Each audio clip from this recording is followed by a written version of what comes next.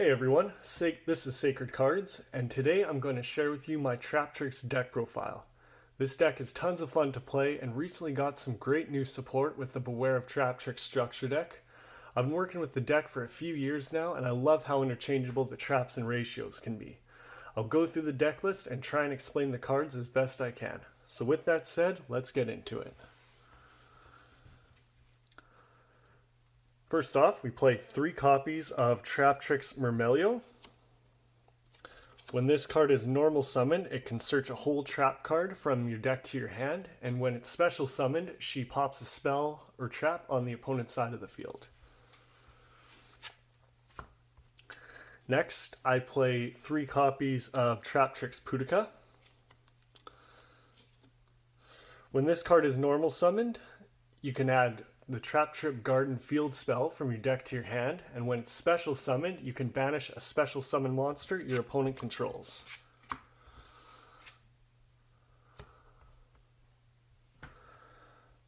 And we have 3 copies of Traptrix Mantis.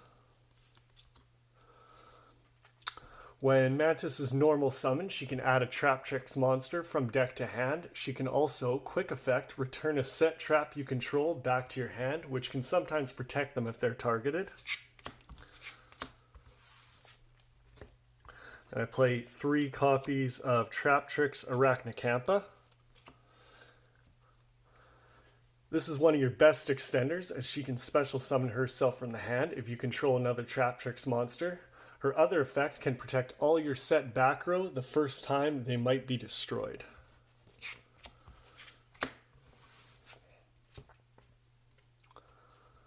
Next, I run 2 copies of Traptrix Dionea and 1 Vesiculo. Dionea can special summon a Traptrix from grave when she's normal summoned, and when she's special summoned, she can reset a whole trap card from the graveyard. Vesiculo can special summon herself from the hand by sending a set trap you control to the graveyard, so she's a good extender, and if you control nothing in your spell trap zones, she can banish herself to set a whole trap from your graveyard.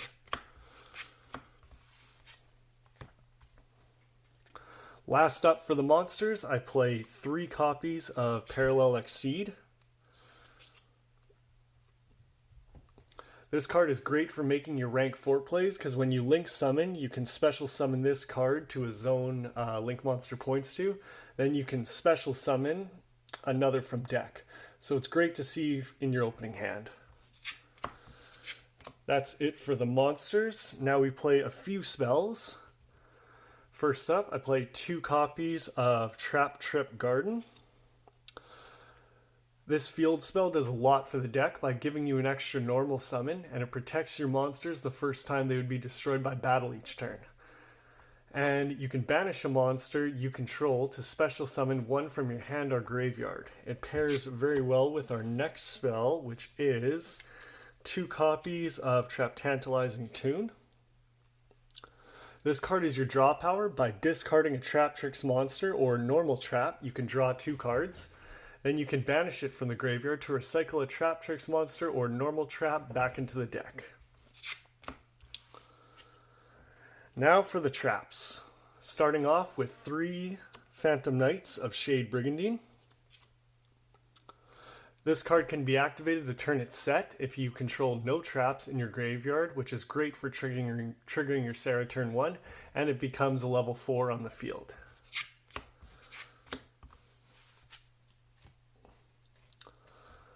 For the whole cards, I play 3 copies of Traptrix Holutea.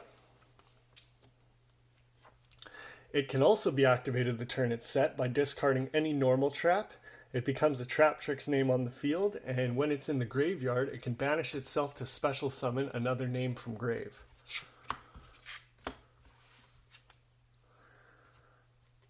Two copies of Gravedigger's Trap Hole. When your opponent activates a card in the hand, graveyard, or banish pile, you can negate it and burn your opponent for 2,000 life points.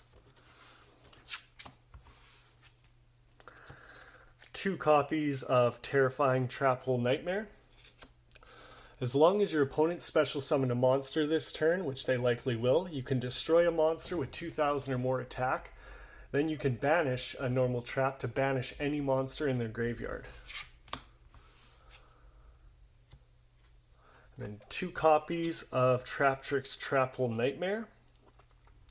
I like this card because it's not once per turn. When your opponent's special summoned monster activates its effect, you can negate and destroy it.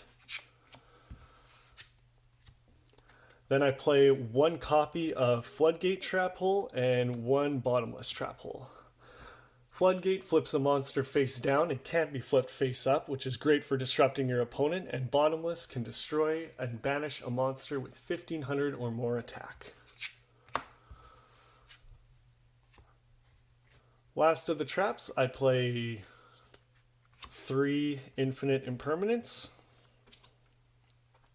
Pretty self-explanatory. Negate a monster effect, and good if you have to go second because it can be activated in the hand.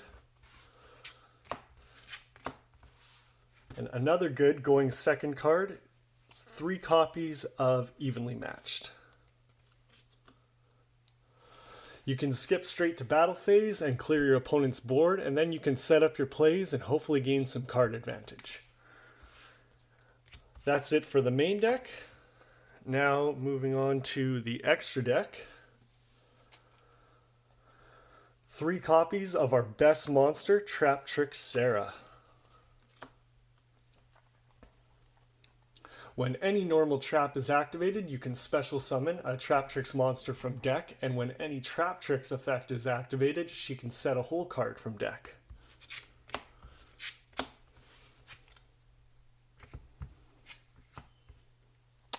Then I play 2 copies of Traptrix Kularia. If you activate a whole card, you can set it back face down so you can use it again. Plus, during the end phase, she can special summon a Traptrix monster from grave. Now for your new boss monster, 2 copies of Traptrix Adipus.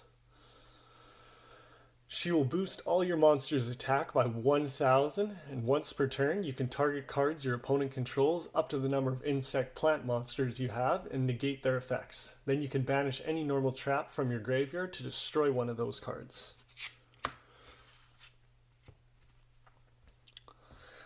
For the rank 4s, I play 2 Traptrix Rafflesia. You can always try to make her going first because she can detach a material to activate any whole trap card in your deck for whatever you might need at the time, and it becomes her effect. She protects your monsters from being destroyed by battle or card effects while she is on the field, so she's great protection. I play 2 copies of the new Traptrix Penguicula. You can detach a material to search a Traptrix monster from your deck to your hand.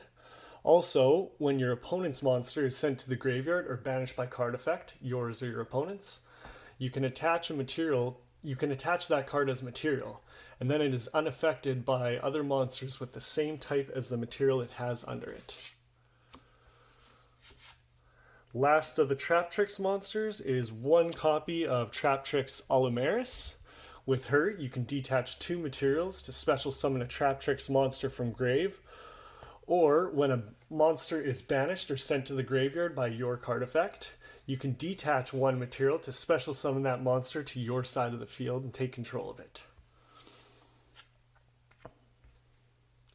To finish off the extra deck, I play 1 Baromet, the Sacred Sheep, 1 Time Thief Redoer, and 1 Link Spider. Baromet can detach 1 material to recycle a normal trap from graveyard to the bottom of the deck, then draw a card. If you activate a normal trap, you can detach 1 material from any Xyz monster you control and special summon a level 4 monster from your hand. With Redoer, during each standby phase, it will attach the top card of your opponent's deck as material, and you can detach up to 3 different types of material from it. If it's a monster, banish this card till the end phase. If it's a spell, you can draw a card. And if it's a trap, you can place 1 face-up card your opponent controls on the top of their deck, ensuring that that's the next card they draw. Last up is Link Spider. You can use him for the rare occasion that you open up Phantom Knights and Parallel Exceeds, so at least you can make a rank 4.